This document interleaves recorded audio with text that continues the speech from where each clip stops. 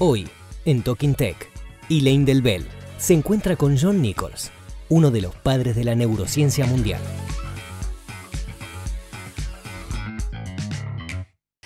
So, it's a great pleasure for me, it's an honor to be here with you.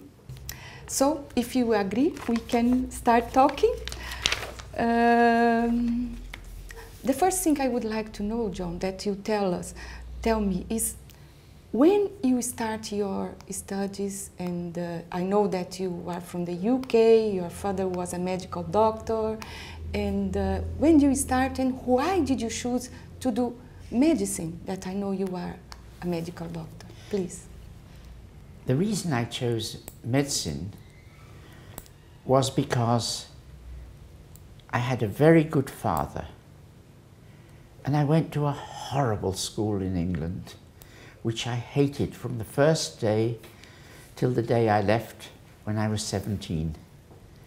And I think I learnt nothing in that school except French during the whole time. I was pretty good at history, English, Latin, French I was good at, but I was a disaster in mathematics, physics, chemistry. I couldn't understand what they were talking about. In the English system at that time, you took an important exam, the equivalent of sort of matriculation at the age of 15, and I did very well in those sciences, in those subjects, sorry, in the humanities, but terrible in mathematics, physics and chemistry. And my father said to me, well, what do you want to do in life? And I said, I'd like to do languages.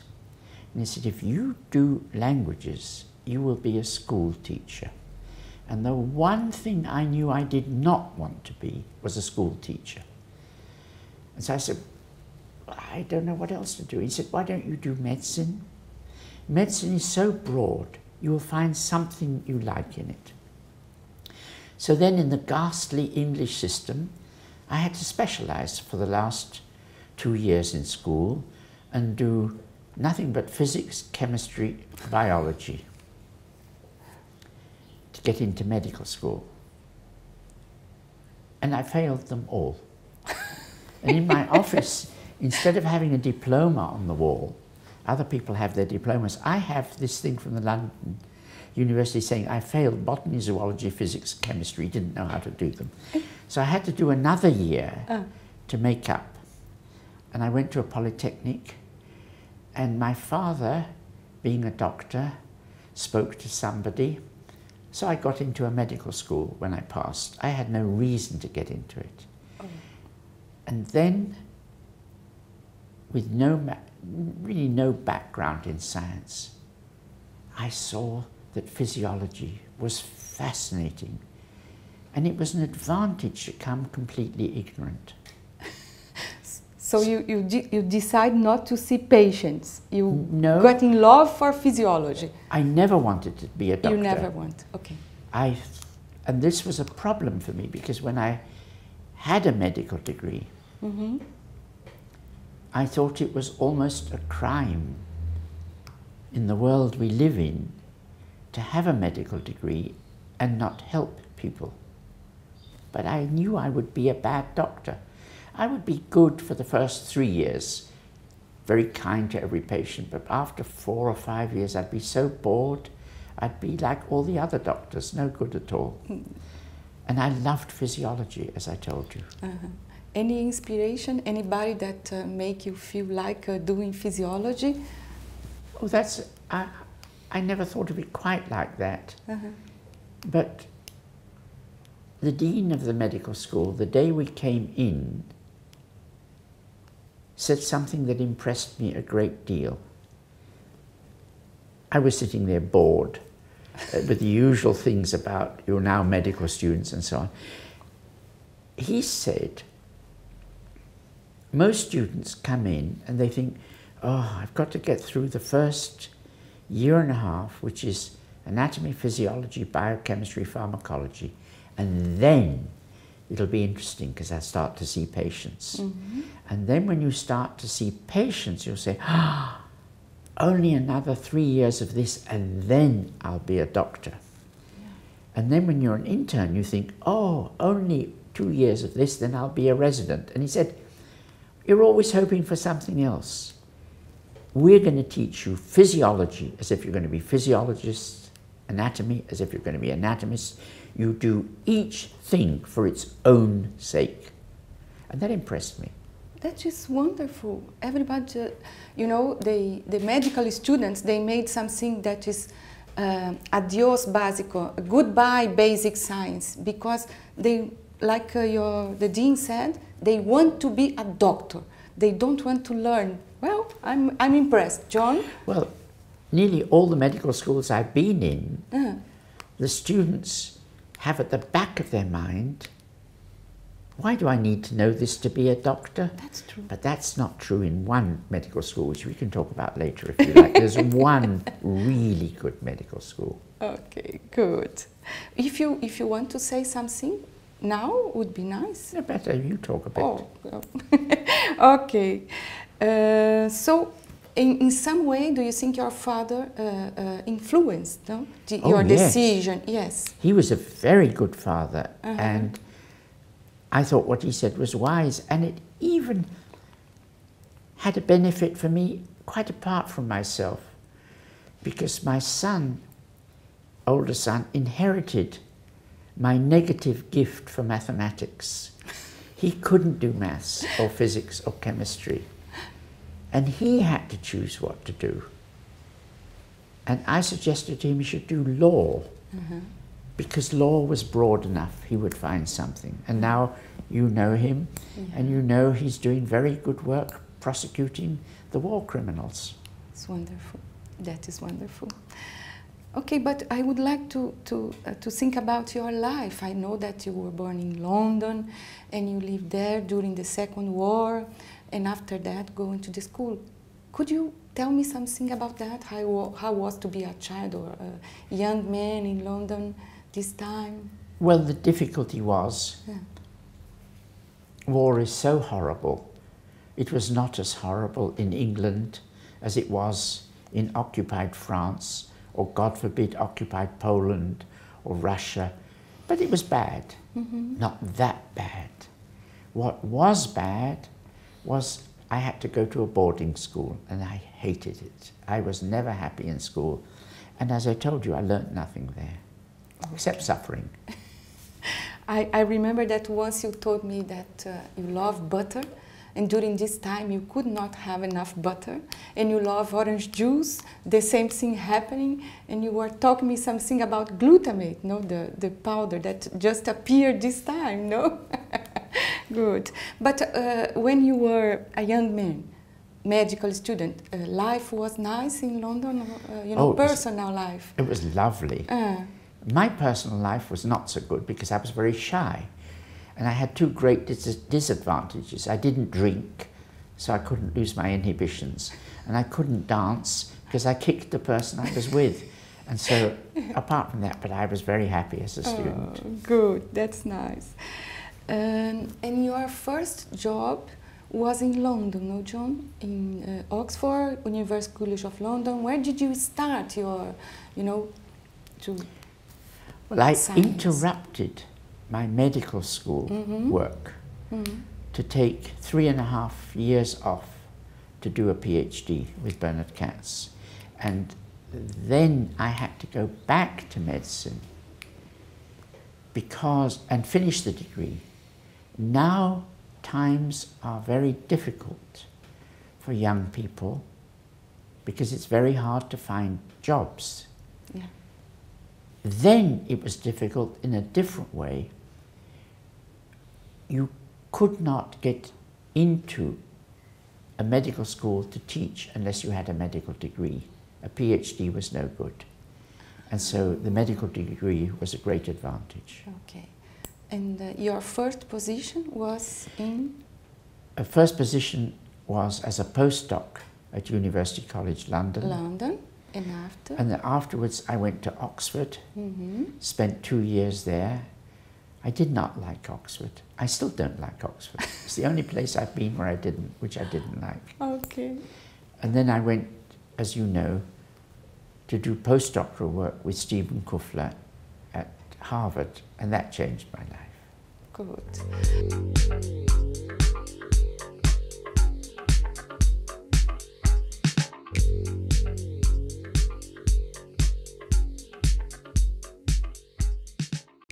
After UK, your period in Oxford as a postdoc, you moved to America. You went for a postdoc in America and you met Stephen Kupfer, Professor Stephen Kupfer. I know that he was the guy that invented the word neurobiology. Can you talk a little bit about that? He was Please. An extraordinary man. And you always hear everybody say somebody was extraordinary. But he really was. Because he had a different way of doing science. He worked intuitively. He saw there's a big problem there, which nobody else saw, even though it was in front of them. He would solve it, and then go on to do another problem, and another, and another. So the way we see depends, our understanding of that depends entirely on his work, on the retina. If you think about moving your finger in a precise manner like that, that depends on his work on the sensory system of muscles. And one can go on like this. And scientifically, he made contribution after contribution in a way that made you long for the next paper. It was a pleasure to read what he wrote, because it was always clear and always decisive and always modest. As a person, he was witty, he was kind, and everybody loved him. It was very unusual to see somebody who everybody liked. And for me, working with him was a liberation, because Bernard Katz, with whom I'd done my PhD, was a fantastically good scientist. And he would work on a problem and go deeper, deeper, deeper, deeper. When most people do that, it gets more boring. But in his case, it got more interesting. And he got a Nobel Prize, as you know. But he was very determined to get things right. And he got very angry if you were not right, or if he was not right. He had very high standards. And he terrified me. Whereas Kuffler, you were relaxed and you enjoyed things, even though he had the same high standards.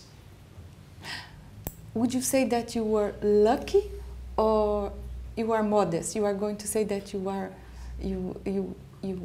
lucky, but, or maybe you were wise in, you know, being, you decide to go to well, he wasn't a Nobel Prize, Bernard Katz, and you choose to work with Stephen Kupfer, no? So you are a wise man for that. No, I don't think that's wisdom. No. I think what happens when you start to work, whether it's in music, in theatre, in science, if you're not very gifted, and I was not very gifted, and even if you are, you have heroes, and you pick your heroes. And what is important is to pick the right heroes. And the right heroes, picking them is a matter of taste, depending on whether you prefer bife di chorizo or picanha. It's a matter of choice which you prefer. And I happened to pick guys who were good for me. And that's luck. Luck. Okay, so you are my hero in science. Oh dear. And in many other things also, okay? Oh dear. So, why did you decide to do neuroscience, John? Why? Oh, I think for the same reason that so many students now are turning to neurobiology. Because the challenge of the questions is so exciting and so easy. If you take a person off the street and say to them, what do you think's interesting about the studies of the brain? What would one like to study? A person will say, well, I'd like to know about learning. How do we remember? What is consciousness? What are emotions? And then if he's smart, he'll say, how do I do that? How do I do that? How do I stand up? How do I play football? All these things are open questions which an intelligent person, or even a person who just thinks, can come up with. Mm-hmm. There's an enormous amount we don't know. And one of the terrible things that neurobiologists do all the time is pretend they're on the verge of knowing everything. It's all rubbish. You don't know what you don't know. You know there's an enormous number of big questions. Mm-hmm. Now take the same person and say, what are the important questions in chemistry, please, today? In physics? Who knows? How can you do experiments in that? In neurobiology, any idiot can find a good problem to work on. Wow. That's true. It's not difficult to find a good problem. Okay. So I did it because I was forced to. I couldn't do physics, I couldn't do chemistry, I couldn't do mathematics. In physiology, the brain was the subject which offered you endless questions to work on. If you said to me today, or if I said to you, design a good project for a student now, you could do it. Well, I hope so. I don't think you could do that in physics. Yes, that's true, but I hope so. And I know, John, you have a wonderful curriculum, you worked very hard in your life, and you start your work with leeches, né? Sanguiguelas, no? And why do you think this animal is still interesting to work, and what can you tell us about that? We've been friends for long enough that I can say to you, you know you're wrong. I didn't start with the leech. You start with nerve I started and glial working cells. No, I didn't start with that either, actually. I started with muscle spindles, okay. the sensory organs in muscles that tell you where your fingers and where your arms are. Yeah. And then I was very interested in denervated muscle. You don't want to hear the whole history of me. And then with Kuffler I worked on glia. Yeah. And while working on glia, we worked on other animals, but the leech seemed to me fascinating. Now the leech is a disgusting animal, the blood-sucking mucus, nasty thing. And one can use the leech to illustrate something philosophical too.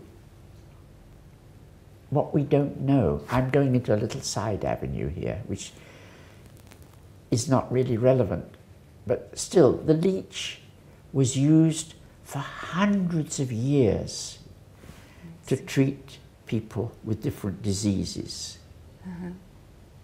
And everybody knew that leeches helped you when you were ill. Even Stalin had leeches on him when he was dying. And people didn't think that. They knew it. The same way they knew the earth was flat. They didn't think the earth was flat, they knew it. And most of what we know is wrong. And the leeches never did any good to anybody. But their nervous system is wonderful. It's beautiful. Because the problem with working on the brain of a human being, a monkey, a rat, a lizard, is that the nervous system contains hundreds of thousands or hundreds of millions of cells. The leech is made up of a bunch of cells called the ganglion, like that. Another one like that, another one like that. There are 32 and they're all the same. In each one, there's only 400 cells, 200 on each side. So it's manageable to imagine I could solve this nervous system. Of course you can't, but you can imagine it. Yeah. You have real questions that you can ask, and you could say, well, who cares if you can solve it? Who cares how a leech's nervous system works? And the answer to that would be absolutely basic functions. I'm not speaking of learning, memory, and consciousness. Will be much the same in all animals. The way a leech muscle contracts and is made to contract is going to be somewhat similar to the way our own muscles work. Reflexes are going to be similar. So you can perhaps find basic principles that will help you to understand our own brains. But also it's interesting on its own. Este fue el encuentro entre Elaine del Bell y John Nicholls, un referente de las neurociencias a nivel mundial.